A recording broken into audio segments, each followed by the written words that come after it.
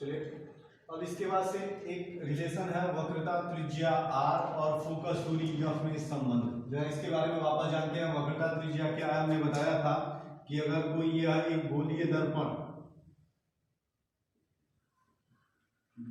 दर्पण जिस खोखले गोले का भाग होता है उसका कहीं ना कहीं केंद्र होगा जिसे हम वक्रता केंद्र कहते हैं, और इसका कहीं ना कहीं ध्रुव होगा।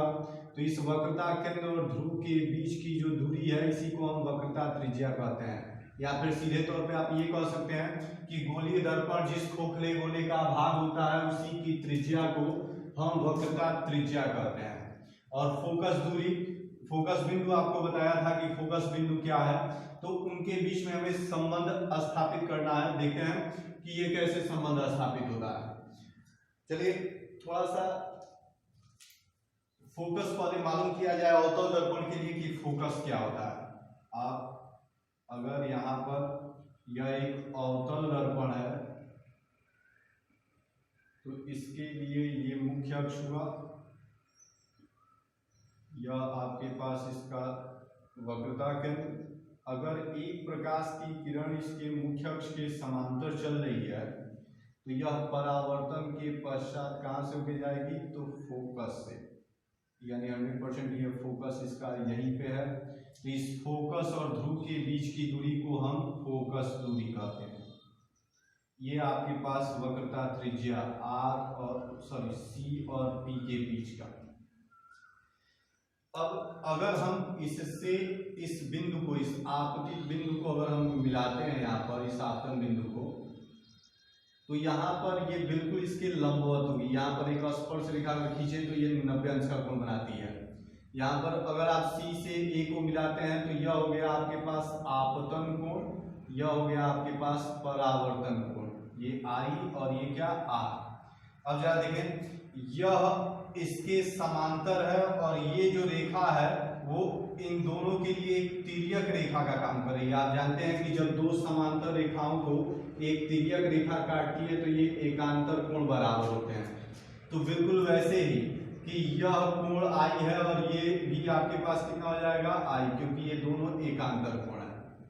यहाँ पर एक टर्म आप याद समझे कि कौन कौन सा कोण जो है वो बराबर है। यहाँ पर इसे आप कोई एक बिंदु मान लीजिए ए बी। समझने के लिए ये चूंकि ए बी जो है वो पैरेलल है किसके, इस सी पी के मुख्य अक्ष के। तो जब ये समांतर है इसका मतलब यह एंगल, इस एंगल का नाम क्या लिखेंगे, बी ए सी। यह इज इक्वल टू होगा किसके, ए सी एफ के, ए सी एफ के, और ये किसके बराबर होगा, आई के बराबर होगा। अब परावर्तन के नियमानुसार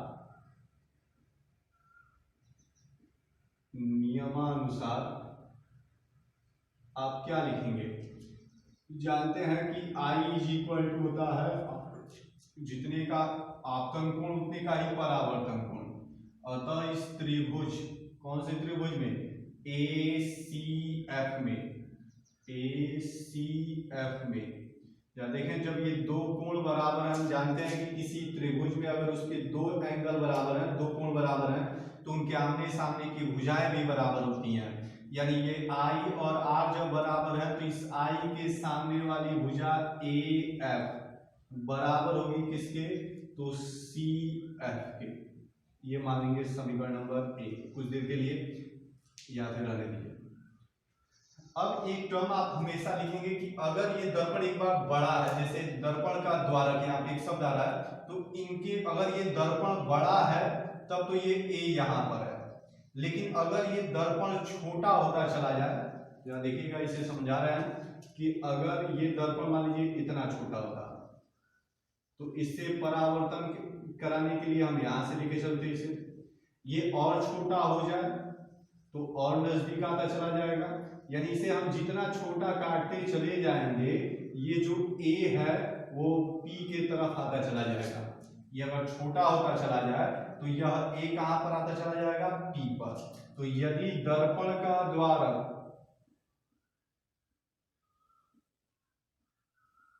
बहुत छोटा है यदि इस दर्पण का द्वारक बहुत छोटा है तब यह ए कहां पर आ जाएगा, पी पर, यानी इसी में जो ए है वो पी में बदल दीजिए, यानी ये P F is equal to हो जाएगा सी एफ। इसीलिए ए चला आया कहां पर, पी पर, तो ए को हमने हटा दिया किससे, पी से। यह समीकरण नंबर 1। अब इस फिगर में आप देख रहे हैं कि पी से लेके सी तक ये दो भागों में टूटा है, किसमें, तो पी एफ और प्लस क्या, सी एफ, पी एफ और प्लस सी एफ।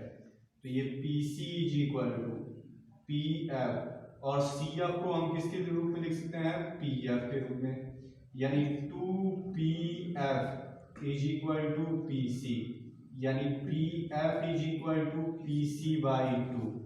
अब P से लेके F तक की दूरी को हम क्या कहते हैं, फोकस दूरी F, और P से लेके C तक की दूरी को हम क्या कहते हैं, R बाई 2। और यही संबंध हो जाता है हमारे पास F और R में। किसी अवतल दर्पण के लिए वक्रता, त्रिज्या और फोकस दूरी में संबंध कैसे निकाला, एक बार और ध्यान से देखें कि हम एक अवतल दर्पण लेंगे, उसके मुख्य अक्ष के समांतर एक प्रकाश की किरण लिया जो कि परावर्तन के पश्चात कहां से होके जाएगी, फोकस से, इस C से इस आपतन बिंदु को मिलाया तो यहाँ पर ये एंगल I और ये एंगल R।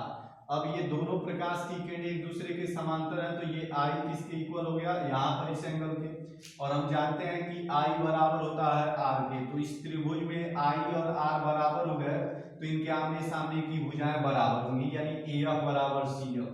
और यदि दर्पण का द्वारक बहुत छोटा है, यानी दर्पण बहुत छोटा हो गया, तो यह A चला आएगा P पर, यानी इसी में A चेंज हो गया P में, यानी PF is equal to CF। अब हम देख रहे हैं कि ये PC दो भागों में है, एक तो PF के रूप में है और एक FC के रूप में है। तो PC is equal to PF और इस CF के जगह पर हमने समीकरण 1 से PF लिख दिया, यानी 2PF is equal to PC, यानी PF is equal to PC बाई 2, यानी F is equal to R by 2। यानी किसी भी गोलीय दर्पण के लिए जो फोकस दूरी होती है वो वक्रता त्रिज्या की ठीक कितनी होती है, आधी। जैसे आपसे क्वेश्चन पूछा जाता है कि दर्पण है जिसके लिए वक्रता त्रिज्या जो है अगर 20 सेंटीमीटर है तो उसकी फोकस दूरी बताइए, तो आप लिख देंगे 10 सेंटीमीटर। लेकिन एक बात ध्यान रखेंगे, कभी कभी इसे प्लस लिखा जाता है और किसी के लिए माइनस, इसके बारे में डिस्कस कर रहे हैं अभी।